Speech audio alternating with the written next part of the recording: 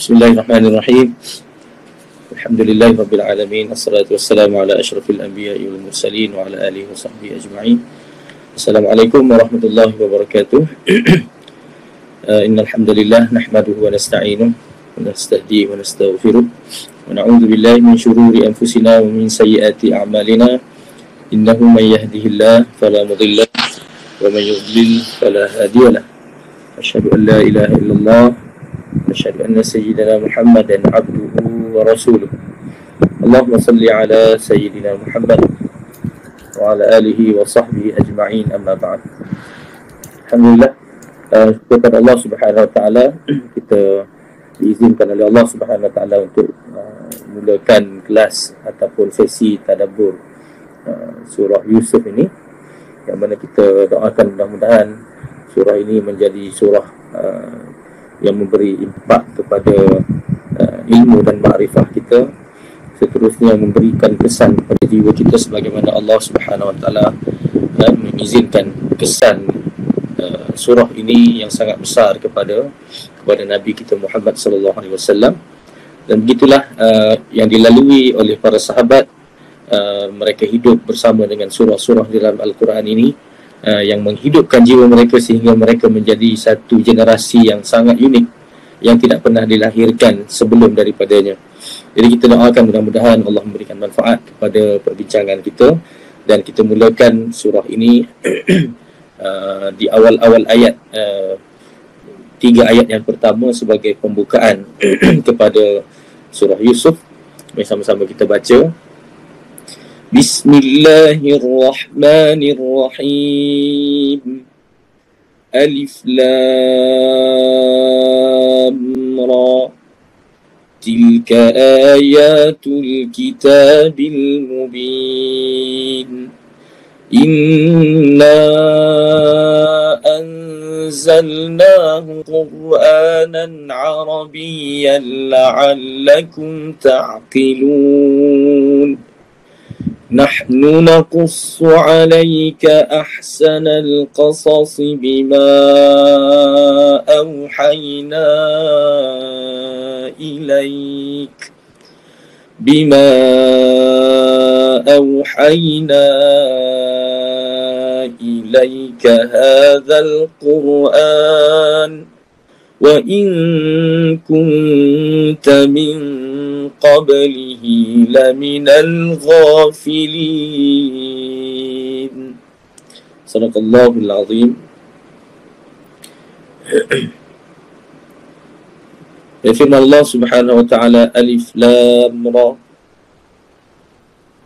Itulah ayat-ayat kitab Al-Quran yang menyatakan kebenaran. Inna anzalnahu, sesungguhnya kami menurunkan kitab itu, Qur'anan Arabiyyan, sebagai Quran yang dibaca dalam bahasa Arab, la'allakum ta'qilun, mudah-mudahan kamu menggunakan akal dengan ilmu untuk memahaminya. Nahnu naqussu 'alaik, kami mengkisahkan ke atasmu, wahai Muhammad sallallahu alaihi wasallam, ahsanal qasas, kisah yang terbaik di antara kisah-kisah, bima auhayna ilaik, yang kami telah pun wahyukan kepadamu, sebagaimana diwahyukan Al-Quran ini.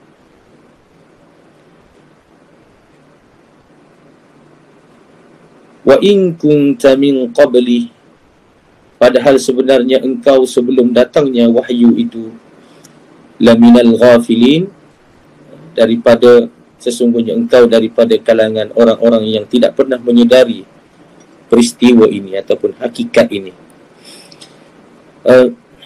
Allah Subhanahu wa taala azza wa jal dengan kelebihan ilmu yang tidak ada tandingannya, Allah Subhanahu wa taala memberikan kepada Nabi kita sallallahu alaihi wasallam satu surah yang mana surah ini diabadikan di dalam Al-Quran, yang mana kitab Al-Quran ini Allah Subhanahu Wa Taala jamin ia adalah satu kitab yang nyata. Maknanya apa yang akan dilalui ataupun akan dikisahkan di dalam Quran ini, dia bukan satu perkara yang direka, bukanlah satu perkara yang menjadi angan-angan ataupun ilusi, akan tetapi ia satu kisah yang nyata. Maknanya kalau berlaku sebelum ini pun memang ia benar-benar berlaku dengan pengetahuan Allah Subhanahu Wa Taala, ataupun yang Allah kisahkan yang akan berlaku di hari akhirat juga, ia termaktub di dalam Al-Quran, maka ia pasti ia wujud dan ia berlaku. Baik, kalau kita tengok ini sebagai mukaddimah pada surah Yusuf, yang mana surah Yusuf ini kalau kita akan telusuri nanti bagaimana surah Yusuf ini Allah Subhanahu Wa Taala turunkan kepada Nabi kita sallallahu alaihi wasallam. Antara sebab ataupun asbabun nuzul surah ini, iaitu ketika mana sahabat-sahabat Rasulullah sallallahu alaihi wasallam di Makkah ini meminta kepada Rasulullah sallallahu alaihi wasallam, yang mana selama ini mereka ni di alam jahiliah ni, mereka dibekalkan dengan kisah ataupun kisah-kisah kepahlawanan dalam bangsa Arab. Mereka diceritakan dengan kisah-kisah, hikayat-hikayat dan sebagainya, ya. Maka pada satu hari mereka bertanya, ya Rasulullah, lau qasasta alaina, ya Rasulullah, alangkah baiknya kalau kamu dapat memberikan satu kisah kepada kami. Maknanya nak dengar daripada Nabi SAW cerita-cerita. Bahkan sebahagian daripada ulama menyatakan Allah Subhanahu Wa Taala menurunkan surah ini dengan mengatakan, nahnu naqussu alaik, kami mengkisahkan kepadamu, ke atasmu, ahsanal qasas, kisah yang terbaik. Maknanya dengan permintaan itu, kisah yang diturunkan ini adalah kisah yang paling baik, paling kita kata menyentap. Bahkan para ulama menyatakan inilah kisah yang diturunkan dan diabadikan dalam Al-Quran dalam bentuk kronologi yang penuh. Maknanya pengkisahan itu dari A to Z, kisah dia secara kronologi. Yang mana sebelum ini sahabat-sahabat Rasulullah SAW dihidangkan dengan kisah-kisah para Nabi. Kisah Nabi Ibrahim, kisah Nabi Adam, dan kisah-kisah Nabi yang lain, kisah Nabi Hud dan sebagainya. Akan tetapi satu kisah yang penuh daripada peristiwa awal sehinggalah kepada akhirnya kejadian. Inilah surah yang Allah turunkan kepada Nabi kita sallallahu alaihi wasallam untuk dikisahkan secara penuh. Versinya adalah satu versi yang penuh. Kemudian surah ini surah ini juga disebut oleh para ulama sebagai surah litasliyatin Nabi sallallahu alaihi wasallam. Surah At-Tasliyah.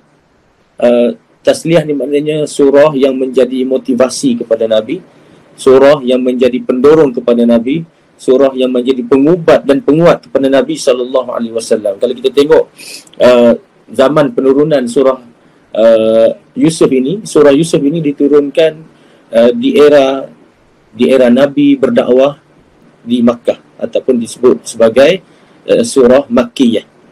Dan kita kata susur masa penurunan surah Yusuf ini adalah ketika mana Nabi SAW juga mengalami satu tekanan yang sangat hebat. Mungkin boleh scroll ke bawah.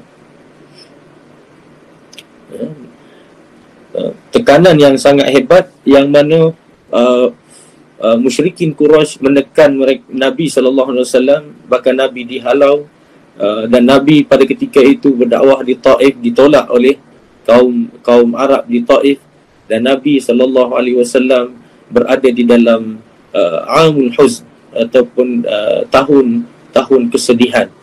Dahlah kematian isterinya Khadijah radhiyallahu anha, kehilangan pula Abu Talib, yang menjadi target person yang paling utama dia untuk diislamkan, tak berjaya dia Islam pada ketika itu Nabi kesedihan dan kehilangan, maka surah ini salah satu daripada surah yang datang kepada Nabi SAW menceritakan, ya Muhammad, kita kata maknanya wahai Nabi Allah, dalam keadaan kamu dalam keadaan sedih ini, sebenarnya kalau kamu baca cerita-cerita yang pernah dilalui oleh para Nabi dan Rasul pada ketika dulu, kamu berada di atas track yang sama.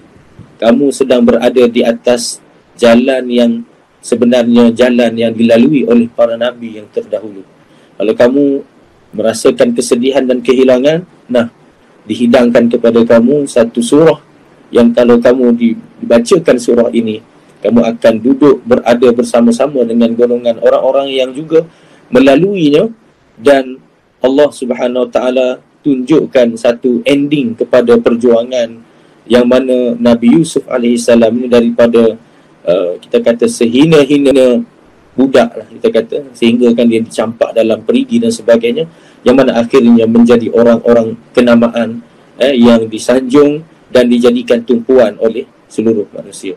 Maka perjuangan Muhammad sallallahu alaihi wasallam ini memang dia bermula dengan kesukaran, akan tetapi jika kamu bertahan di atas jalan yang Allah Subhanahu Wa Taala redha ini, kamu akan terus berada di atas jalan ini sehingga kamu mencapai kemenangan. Allah akan berikan kemenangan kepadamu. Maka ini adalah satu penghibur, kekuatan dan bukti kerasulan Nabi Muhammad SAW menghadapi tekanan yang hebat di Makkah. Kita telusuri ke bawah sikit, kita tengok. Maka sebab tu ayat-ayat pembuka ni dia berupa satu janji Allah Subhanahu Wa Taala. Inilah kisah yang terbaik. Maknanya kalau kamu telusuri kisah ini,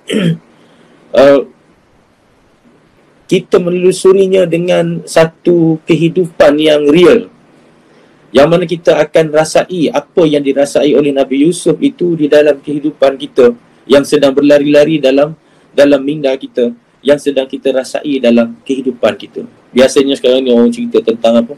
Tentang depression, tentang stres, orang cerita tentang anxiety, orang cerita tentang apa dia, integrity yang kita kata apa,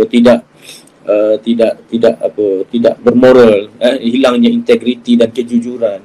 Kemudian kita disajikan pula dengan masalah-masalah sosial yang sangat dahsyat sekarang ini, sehingga kan di mana lapisan saja pun berlaku corruption ataupun berlaku kita kata kebobrokan dalam nilai-nilai manusia. Yang mana dalam kisah-kisah, dalam plot-plot dalam surah Yusuf ini, kita akan telusuri, kita akan lihat betapa dahsyatnya dan wujudnya manusia-manusia yang menekan kehidupan. Akan tetapi satu janji Allah Subhanahu Wa Taala yang perlu kita ambil daripada surah ini secara keseluruhannya. Allah Subhanahu Wa Taala menyatakan, wallahu ghalibun ala amri. Wallahu ghalibun ala amri. Demi Allah, Allah adalah ghalibun ala amri. Allah adalah Tuhan yang yang mengawal segala urusan-urusannya. Allah yang sentiasa memenangi urusan-urusannya di atas urusan segala perancangan-perancangan yang lain. Ini memberikan kepada kita satu jiwa tawakal kepada Allah yang bulat, jiwa tawakal kepada Allah yang solid. Dan kita akan lihat bagaimana Nabi Yusuf alaihissalam ini hasil daripada didikan ayahnya, hasil daripada Allah Subhanahu Wa Taala memberikan kesedaran kepadanya. Maka kita lihat setiap plot dalam cerita ini mengandungi unsur-unsur tawakal yang penuh kepada Allah Subhanahu Wa Taala. Kesabaran yang tinggi itu dijana daripada hasil tawakal, pergantungan yang solid kepada Allah, kerana Allahu ghalibun ala amri. Allah hanya semata-mata dialah yang mampu mengurusi dan mengawasi segala urusan-urusannya. Maka 3 ayat kita kata menjadi mukadimah pada surah Yusuf ini, ia menegaskan bahawa kandungan Al-Quran adalah jelas. Yang satu, diturunkan dalam bahasa Arab, kerana Nabi SAW bertutur dalam bahasa Arab, dan Allah memilih bahasa Arab ini sebagai bahasa yang diturunkan Al-Quran, Quranan Arabiyyan. Quran ini diturunkan daripada bahasa Arab, dan bahasa Arab yang sangat-sangat standard dan jelas. Dan dia mengandungi kisah-kisah terbaik, khususnya kisah Nabi Yusuf. Dalam surah Yusuf ni kita akan dapati kisahnya adalah memang tentang Nabi Yusuf, ahli keluarganya, yang mengalami satu konflik sepanjang hidup dia, daripada dia bermula daripada awal kecil sehinggalah dia membesar. Dan kisah ini diturunkan kepada Nabi SAW ketika berhadapan dengan tekanan hebat di Makkah sebagai hiburan. Maka kalau kita ambil, kita nak tadabbur daripada ayat-ayat Allah Subhanahu Wa Taala ini, Allah Subhanahu Wa Taala sebut ahsanal qasas, ia merupakan satu kisah yang terbaik. Maknanya kalau kita tengok cerita Korea ataupun cerita Tamil ke, ataupun cerita Hollywood ke, apa-apa sajalah yang zaman sekarang ini, rasa bila dia tengok movie ni dia rasa release. Biasanya kalau tengok cerita-cerita sentimental, dia menangis sebab dia tengok dalam cerita-cerita tu mengandungi unsur-unsur emosional dan sebagainya. Tapi bagi orang-orang yang beriman, inilah hiburan yang Allah Subhanahu Wa Taala sediakan kepada kita. Inilah hiburan yang mana tak ada hiburan lain yang boleh menandingi hiburan yang Allah Subhanahu Wa Taala turunkan kepada manusia purposely untuk menghiburkan. Ahsanal qasas, ini adalah kisah yang terbaik dari segi kronologinya tadi saya sebut, dan ia adalah kisah terbaik kerana sepanjang plot tadi nanti kita akan lihat, plot-plot yang kita akan lalui nanti, ia mengandungi unsur-unsur akidah, yang mana masalah yang berlaku dalam kehidupan manusia, sama ada corruption ke, ataupun masalah emosi ke, masalah apa saja, masalah tekanan dan sebagainya yang berlaku dalam hidup kita ni, dia sebenarnya berbalik kepada dasar dalam hati kita tadi, yang mana hubungan hati kita dengan Allah Subhanahu Wa Taala itulah yang menjadi punca utama sama ada kita ni orang yang bahagia ataupun orang yang sentiasa berduka cita. Dalaman kita dan hubungan kita dengan Allah inilah yang menjadikan seseorang ini dia nak mengambil satu jalan, dengan sebab apa yang berlaku pada dia ni, dia boleh ambil 1000 jalan. Mungkin kerana tekanan hidup dia, sebagai contoh broken family, dia tengok ayah dan na'udzubillah min zalik, sebagai contoh ibu dan ayah dia tidak bersefahaman, ada kesefahaman dan sebagainya, maka jalan yang mudah untuk dia ambil adalah dia rebel, dia menunjukkan dia tak puas hati. Dan tak puas hati dia tu menyebabkan dia mencari jalan yang mana merosakkan diri dia sendiri, ataupun dia melalui depression ataupun satu tekanan, stres, nak buat assignment ke apa, serabut. Kadang-kadang mungkin dia ambil jalan untuk dia pergi jauh sikit dan dia buat apa yang dia rasa boleh release. Na'udzubillah min zalik, ada yang terlibat dengan alkohol, ada kadang-kadang terlibat dengan macam-macam kita kata, dadah, rokok, vape dan sebagainya. Sebab apa? Nak rasa dia ni bebas, nak rasa dia ni release dan sebagainya. Sedangkan kita lihat nanti perjalanan surah Yusuf ini, subhanallah, Allah menunjukkan ciri-ciri orang yang sentiasa berhubung dengan Allah ini, bagaimana dalam keadaan apa sekalipun, di dalamnya ada akidah yang sangat kuat, dan daripada akidah yang sangat kuat inilah menjadikan hamba ini selamat dalam kehidupan. Nanti kita akan tengok Allah sebut, Allah puji Nabi Yusuf ini sebagai muhsinin, di kalangan orang-orang yang baik. Dan kita tengok bagaimana kebaikan Nabi Yusuf ini. Sebab biasanya kebaikan ini orang pandang, orang baik dengan saya akan baik dengan dia. Kalau orang jahat dengan saya, siap. Kan? Kalau orang tu buat baik dengan saya, okey, saya akan buat baik dengan dia.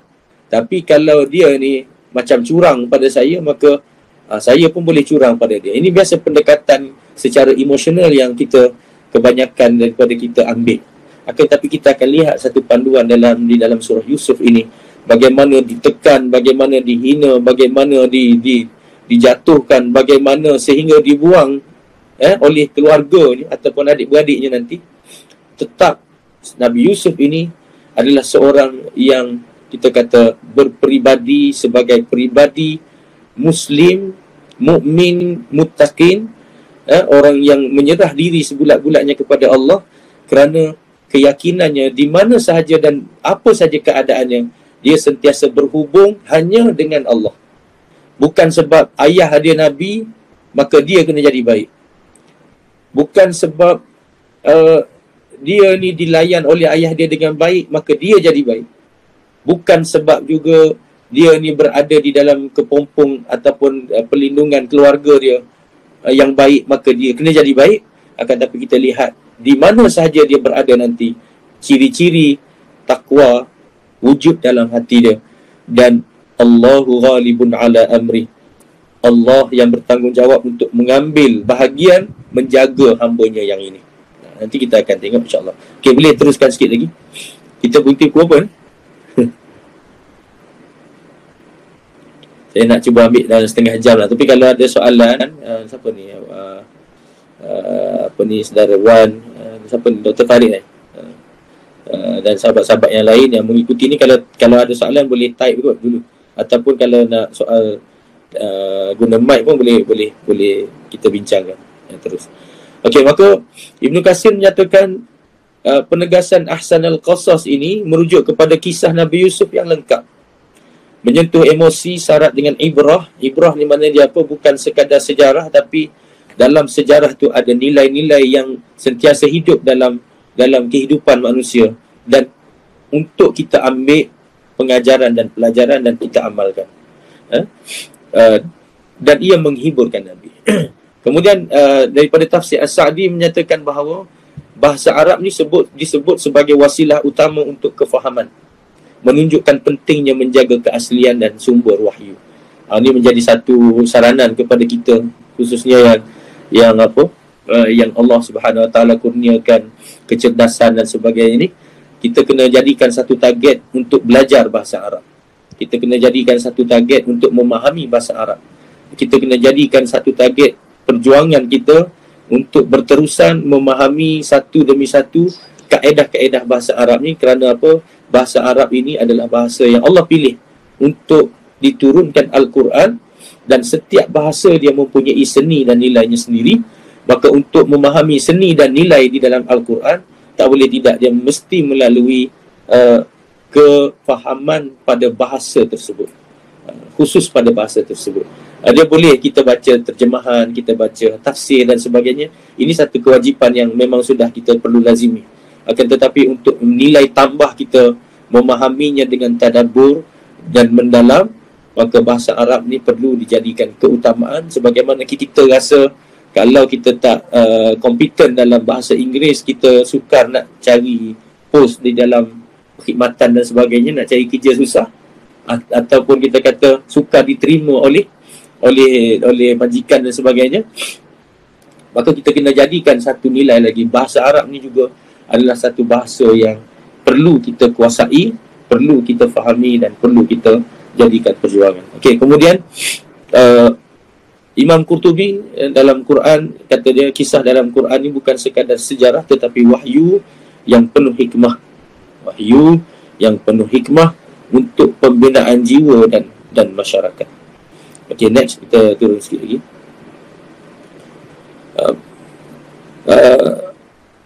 Hamka menyatakan, Profesor Hamka menyatakan kisah Yusuf ini adalah dakwah dalam bentuk kisah.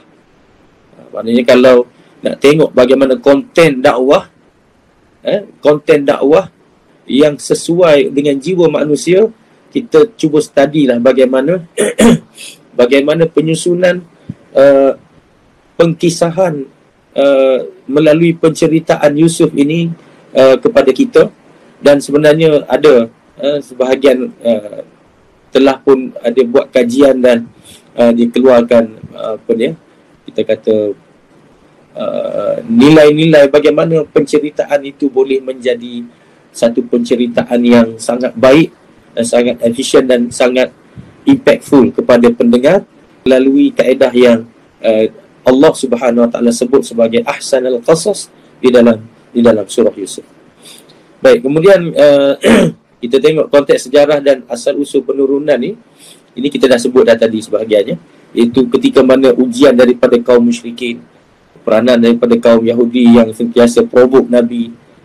Kemudian fasa dakwah di Makkah ini, yang mana fasa-fasa ini adalah fasa membina akidah, fasa membina hubungan dengan Allah Subhanahu Wa Taala, dan peneguhan itu dipasakkan benar-benar di dalam jiwa para sahabat. Maka surah Yusuf ini adalah satu surah yang menjadi penyegar kepada Nabi sendiri sallallahu alaihi wasallam dan para sahabat yang melazimi surah Yusuf dan memahaminya. Maka perasaan ditekan, perasaan down, perasaan depressed, perasaan apa sekalipun, Allahu Akbar, besarnya kesan daripada surah Yusuf ini. Perasaan-perasaan ini diubati, perasaan-perasaan ini dapat ditangani. Sebelum dia pergi kepada depression, yang pergi kepada penyakit-penyakit mental yang tak mampu diubat lagi tu. Tapi sebelum daripada tu sebenarnya, kita kata faktor-faktor yang bawa kepada tu, bila berlaku depress dan sebagainya, maka pengubatnya adalah Al-Quran. Sebab tu kita akan tengok bagaimana Nabi Yaqub alaihi salam, bagaimanapun kehilangan anak dia, 2 orang lepas tu. Nabi Yusuf hilang dah lama, kemudian hilang pula adik kepada Nabi Yusuf tu. Nanti kita akan tengok dalam cerita ni, bila anak-anak dia ni tanya dia apa, dah lah tu, janganlah apa bersedih lagi. Macam mana tak sedih, memang sedih lah. Tapi kita akan lihat bagaimana jawapan Nabi Yaqub alaihi salam yang mencerminkan tarbiyah kepada anaknya Yusuf ni. Ketika mana dia sedih, kita akan lihat dia mencari siapa untuk mengubati kesedihannya. Dia mencari Allah.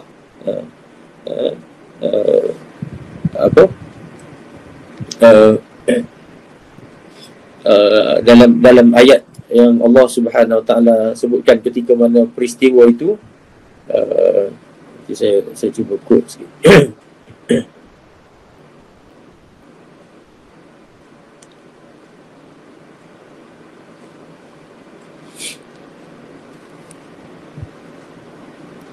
Baik, kata Nabi Yaqub AS dalam surah Yusuf ni, ketika mana dalam kesedihan yang kita kata, kan ada satu kisah tu dia, sehingga dia mata dia tak boleh nak melihat. Kata dia, qala innama ashku bathi wa huzni ila Allah. Kata Nabi Yaqub AS dalam kesedihan yang tersangat-sangat ni, sesungguhnya aku bermohon ataupun aku mengadu kelemahanku, ataupun kita kata sesaknya kehidupanku ini dan juga kesedihanku ini hanya semata-mata ilallah, hanya kepada Allah. Ni adalah gist ataupun kita kata intipati yang Allah Subhanahu Wa Taala nak sesiapa saja yang menelusuri surah Yusuf ini dapat gist of the story ni, iaitu apa-apa pun ikatannya, kita akan serah kepada Allah untuk menguruskan kehidupan kita. Baik, kemudian bukti kerasulan Nabi sallallahu alaihi wasallam. Menurut Ibnu Katsir dalam Al-Bidayah wan Nihayah, surah ini membuktikan kerasulan Muhammad sallallahu alaihi wasallam melalui kisah lengkap. Kisah lengkap ini tak ada selengkap ini, dan keduanya, kisah yang berlaku ini dia bukan kisah yang well known dalam masyarakat Arab jahiliah. Sebab kita tahu susul galur, nanti kita akan pergi sikit nanti bila sesi lain nanti kepada susul galur Bani Israel ni. Nabi SAW ni bukanlah susul galur dari segi keturunan darahnya yang sama dengan susul galur Nabi Yusuf AS. Maknanya Arab ni duduk di sebelah lain, dan kisah ini berlaku di region lain, dan bukan, dia tak ada kena-mengena dengan darah Arab kalau dari segi bangsa kita nak katakan. Maknanya macam mana Nabi SAW yang tak pernah pandai tulis baca ni, tak pernah mengkaji daripada buku-buku dan sumber luar dan sebagainya, tiba-tiba boleh menceritakan secara lengkap kisah Yusuf AS, yang mana surah Yusuf, kisah Yusuf ini adalah kisah yang menjadi kita kata menjadi siulan pada bangsa Yahudi di Madinah, dan mereka berbangga dengan adanya kisah-kisah para nabi di kalangan mereka, dan mereka menggelarkan diri mereka ini sebagai orang-orang yang terpilih daripada kalangan ahli kitab. Tetapi tiba-tiba Muhammad sallallahu alaihi wasallam daripada bangsa Arab yang tidak ada sejarah dan pengetahuannya tentang susur galur Bani Israel secara khusus, tiba-tiba mendatangkan kisah secara detail, bahkan detailnya apa yang diceritakan oleh Nabi sallallahu alaihi wasallam melalui kisah Yusuf ini, detailnya sehingga apa yang ada di dalam hati Yusuf itu sendiri. Allahu Akbar. Ini mukjizat yang Allah Subhanahu wa taala berikan kepada Nabi kita sallallahu alaihi wasallam. Maknanya ikatan ketika mana Nabi cerita tentang hati Nabi Yusuf alaihi salam itu, bila kita baca, kita akan merasai dalamnya perasaan Yusuf itu, sebagaimana Allah tahu perasaan Yusuf itu, Allah juga tahu perasaan setiap hambanya, termasuk kita. Maknanya kalau formula yang dilaksanakan ataupun formula yang diamalkan oleh Nabi Yusuf ini boleh jadi formula kita, sebenarnya kesan yang Allah akan berikan kepada jiwa kita adalah kesan yang sama yang diberikan kepada Yusuf. Buktinya, kesan yang diberikan kepada Nabi Yusuf alaihi salam juga terkesan kepada Nabi kita sallallahu alaihi wasallam. Baik, akhirnya kita tengok sebagai kita kata refleksi, cuba scroll ke bawah lagi insya-Allah.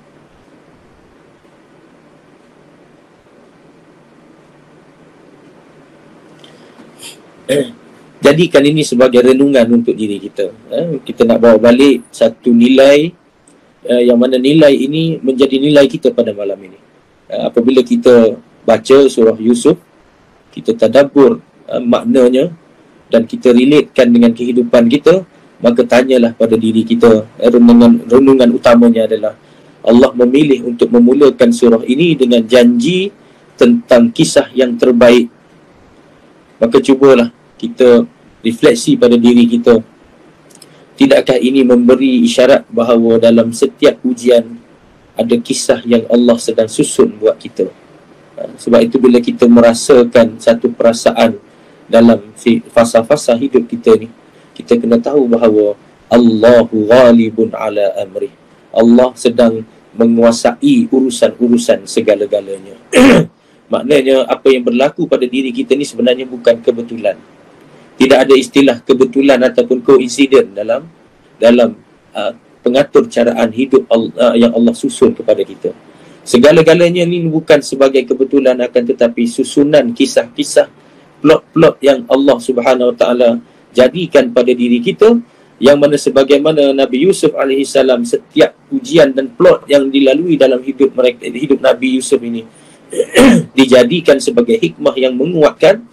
Maka begitulah juga diri kita ini, apabila kita meyakini bahawa apa yang menimpa kita ini adalah plot yang Allah Subhanahu Wa Taala tentukan pada diri kita, maka orang-orang yang bergantung kepada Allah, dia akan cepat-cepat menyedari bahawa Allah sedang menegur kita untuk menguatkan diri kita mencari sesuatu daripada apa yang sedang kita perolehi, sama ada perkara yang kita suka ataupun perkara yang menduka citakan kita. Maknanya tanya diri kita, bukankah setiap insan ini Allah jadikan kisah-kisah hidup? Maka apabila kita melalui hari-hari kita ini, kita jangan rasakan bahawa hari-hari kita ini berlalu sebagai sia-sia, tetapi sebenarnya ia adalah satu plot-plot dalam siri kehidupan kita yang penuh dengan ujian, dan setiap ujian itu perlu dilalui dengan penuh kesedaran, dan apa yang kita lalui ini Allah tahu dan Allah akan menilai. Baik, kemudian soal diri kita sendiri. Bagaimana perasaan aku ketika membaca ayat Ahsanal Qasas? Tadi kita dah sebut tadi, Allah kata ini adalah Ahsanal Qasas, kisah terbaik. Kalau kita tengok dalam filem ke ataupun dalam apa sekarang ni, Netflix ke apa ke, dia keluar apa, new release kan. Ada ke new release? Cerita terbaru kan. Kemudian blockbuster, kalau dulu selalu saya dengar blockbuster, maknanya kisah cerita ni filem yang padu lah. Bila kita kata oh cerita ni hebat, kita pun nak mula masuk dan kita nak tengok cerita apa yang hebat sangat ni. So adakah perasaan excited kita tu begitu perasaan kita? So kalau ada perasaan tu, itu tanda kita ni adalah orang-orang yang beriman dengan ayat-ayat Allah. Kerana Allah sebut ahsanal qasas, Allah yang sebut ahsanal qasas, dia yang menggelarkan Allah yang menamakan ini sebagai ahsanal qasas. Kita kena tahu siapa yang tengah sebut tentang ahsanal qasas ni. Ini bukan orang-orang biasa, bukan calang-calang orang. Bukan kita kata director filem ke apa. Director filem pun kalau dia kata, oh ni kena tengok ni, must view kan, must watch kan, mesti tengok ni cerita ni, itu pun kita dah excited nak tengok. Ini kan pula Allah kata nahnu, siapa dia? Kami, yakni Allah Subhanahu Wa Taala, naqussu alaik, yang menceritakan kepada kamu ahsanal qasas, kisah yang terbaik. Oh, manakala Allah yang sebut, dan Allah sebut ini kisah terbaik, dia confirm terbaik. Walaupun kalau dengar ceramah ustaz ke kelas ustaz Maulana ni, macam tak ada berjalan dia ustaz, nak dengar ni macam tak minat je kan, tak tahu apa cerita ni kan. Itu maknanya kelemahan diri ustaz lah yang menyampaikan. Ataupun bila kita baca, kita tak rasa lagi kat mana best sangat cerita ni, maka itu sebenarnya adalah daripada kelemahan diri kita sendiri. Sebab itu kita kena gali lagi dan gali lagi. Kemudian soalan yang kedua, sejauh mana aku benar-benar cuba memahami maksud Al-Quran yang diturunkan dalam bahasa Arab. Ini refleksilah pada diri kita, supaya kita ni menjadi orang-orang yang sentiasa muhasabah, dan sentiasa menjadi perhatian Allah. Allah akan perhatikan kita ketika mana kita sedang berusaha untuk meningkatkan diri kita dengan kefahaman, khususnya kefahaman Al-Quran dan ilmu-ilmu yang bermanfaat. Kita tengok Allah sekali, akhir sekali sebelum kita tutup. Ada soalan ke? Kalau ada soalan boleh tanya. So kisah Yusuf ni dibuka dengan janji kisah terbaik, sebuah penghibur buat Nabi SAW, yang mengajar kita bahawa setiap ujian dan hidup adalah sebahagian dari kisah indah yang Allah sedang tulis untuk kita. Okey, ada lagi ke slide bawah? Last sekali. Tak ada, habis.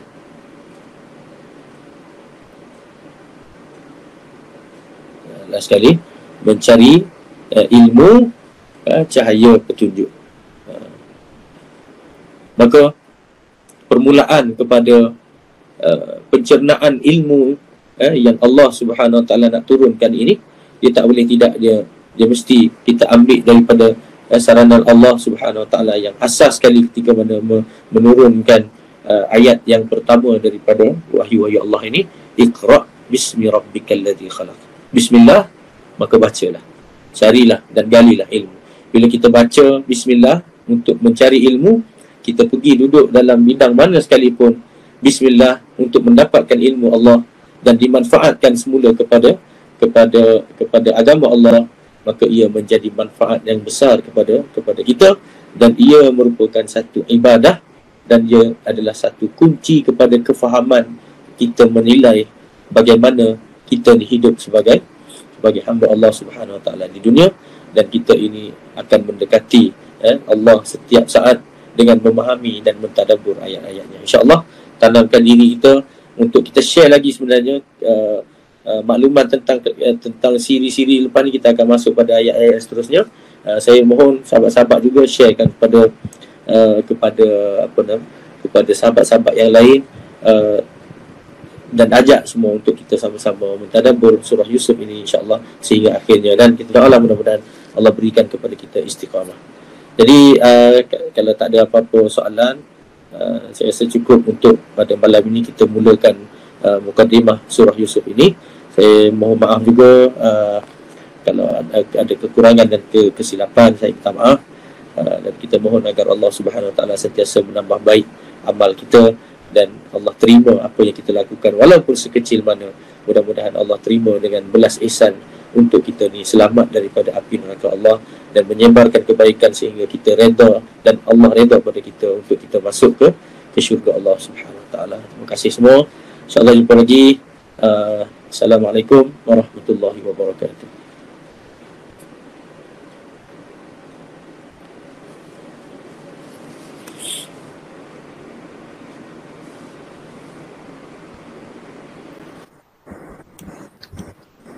Waalaikumsalam warahmatullahi wabarakatuh. Terima kasih banyak Ustaz Ashraf atas perkongsian untuk sesi kita malam ni. InsyaAllah Ini terima kasih untuk yang hadir malam ni. Ada yang nampak ada Wan, ada Farid, Faizatul, ada Isyirah, Fatih, Siddiq, Umi, Syah, Acap, Ipin. Okey, terima kasih banyak. Ini adalah satu program susulan lah macam kita bincang dalam grup WhatsApp kita tu. InsyaAllah haluan kita banyak lagi nak berkongsi dengan nak berkongsi dengan anda daripada UiTM lah. Banyak benda yang kita nak sembang, banyak benda yang kita nak aturkan bersama. Ni kesinambungan daripada sesi Cahaya Palestin yang UiTM anjurkan tempoh hari lah. Jadi kami dah ucapkan terima kasih banyak untuk semua. Minta maaf sekali lagi sebab kita bagi short notice kan. Short notice, insyaAllah yang ke depan ni akan ada beberapa sesi tambahan, bukan tambahan, sambungan daripada Ustaz Ashraf. Ini baru mukadimah untuk surah Yusuf. Kalau yang hadir malam ni boleh tinggalkan komen sikit, boleh kita sambung lagi ke tak surah Yusuf ni. Ustaz Ashraf dah pecahkan, belum masuk lagi Bani Israel, Ustaz. Ya, insyaAllah kita akan masuk kepada leluhur Bani Israel nanti, insyaAllah. Leluhur Bani Israel ni, dia ada kesinambungan sikit dengan Palestin, apa yang berlaku kat Palestin yang kita nak tengok dengan lebih dekat lah. Sebab sekarang Israel satu hal yang semua duk marah Israel tu, tapi kita kena juga kita kena juga macam nak cakap Ustaz, kita kena sedar bahawa Bani Israel ni banyak Nabi-Nabi dan daripada Bani Israel. Betul Ustaz? Betul. Jadi yang tu yang kita nak kita nak ada yang tanya ni, jadual macam mana Ustaz? Jadual kuliah. InsyaAllah setakat ni kita cuba konsisten rancangnya hari Sabtu malam. Okey ke kalau waktu ni? Ataupun memang ada event universiti ke yang dah bertindih dengan tarikh masa ni? Kalau tak bertindih setakat ni, insyaAllah Ustaz cuba tetapkan dengan tarikh yang ni lah, setiap hari Sabtu malam pukul 9:30 lah, insyaAllah setakat ni. Tapi kalau jadual kuliah ke ataupun jadual universiti ke apa, ada program-program yang bertindih, nanti boleh maklum dalam group kita boleh adjust lah masa. Dan bagi yang tak dapat mengikuti pun mungkin option kedua, mungkin kita boleh cuba tengok kalau ada rakaman ke. Tapi jangan nawaitu dulu nak tengok rakamannya, sebab kita kalau boleh kita nak ada interaksi, dan insyaAllah kita harapkan boleh dapat live macam ni. Okay. Saya okey tapi saya bukan pelajar universiti. Siapa ni? Wan ni apa? Tak apa, dia kalau masuk kat sini dia kira pelajar universiti lah. Dia pelajar universiti ni. Okey, insyaAllah kita akan Sabtu depan Sabtu depan insyaAllah kita sambung. Adalah tajuk-tajuk yang Ustaz nak berkaitan dengan surah Yusuf dia, dan kita nak cuba kaitkan dengan Palestin lah sebenarnya, dengan apa yang berlaku dekat Palestin. Kemudian hari tu ada pasal banjir kan di UiTM. Ada yang terlibat banjir ke hari tu? Dekat grup tu ada yang tunjuk ikon sedih lah. Mungkin ada yang terlibat banjir. InsyaAllah kalau ada keperluan keperluan bantuan daripada haluan, insyaAllah lah kita yang biasa banjir-banjir ni kita bersih rumah, bantuan banjir sikit lah. Just maklum je dalam grup tu kita bersama lah nak tolong kawan-kawan kita yang terlibat, yang rumah sewa ke apa. Dia rumah sewa ke? Tak ingat. Yang setahu yang semaklum saya pun rumah sewa pun ada yang kena kena banjir. Jadi kalau ada ni keperluan bagi tahu maklum dalam grup, InsyaAllah. Okey, tu sekali terima kasih banyak kepada semua yang UiTM yang hadir malam ni, dan sekali lagi terima kasih banyak sebab short notice dalam kita punya program malam ni. Untuk minggu depan maklum siap-siap lah kita ada minggu depan, InsyaAllah Ustaz. InsyaAllah. Tu Syah maklum, ya betul tu yang banjir Syah. banjir yang lepas lah. Nanti just maklum je dalam group tu, dan kita tengok macam mana kita boleh sama-sama turun untuk bantulah kalau ada keperluan. Okey, sekali lagi terima kasih banyak dan mohon maaf daripada kita di haluan atas gangguan teknikal apa malam ni. Dan sebenarnya kita nak mula-mula nak buat kat Zoom kan, lepas tu kita ada gangguan sikit, kemudian kita nak pergi ke sana. Last kali kita pakailah apa yang ada ni. Alhamdulillah, mudah-mudahan lancar semua. Okey, terima kasih banyak dan kita tutup majlis kita Ustaz dengan tasbih kafarah. Ustaz ada doa sikit? Boleh insya-Allah. Bismillahirrahmanirrahim. Alhamdulillahirabbil alamin wassalatu wassalamu ala asyrafil anbiya'i wal mursalin sayyidina wa maulana Muhammadin wa ala alihi wa sahbihi ajma'in. Ya Allah, ya Rahman, ya Rahim, ampun dosa-dosa kami ya Allah, dosa kedua ibu bapa kami ya Allah, dosa guru-guru kami ya Allah, dosa sahabat-sahabat kami ya Allah, dosa ahli keluarga dan seluruhnya kaum muslimin dan muslimat, mukminin dan mukminat sama ada yang masih hidup atau yang telah meninggal dunia. Ya Allah, ya Rahman, ya Rahim, terima amal-amal kami ya Allah, kasihanilah kami ya Allah, kesian pada kami ya Allah. Kami hamba-hamba-Mu yang lemah dan memerlukan-Mu ya Allah. Ya Allah, tanpa izin daripada-Mu kami tidak akan berjaya untuk apa-apa saja yang kami usahakan dalam hidup kami ya Allah.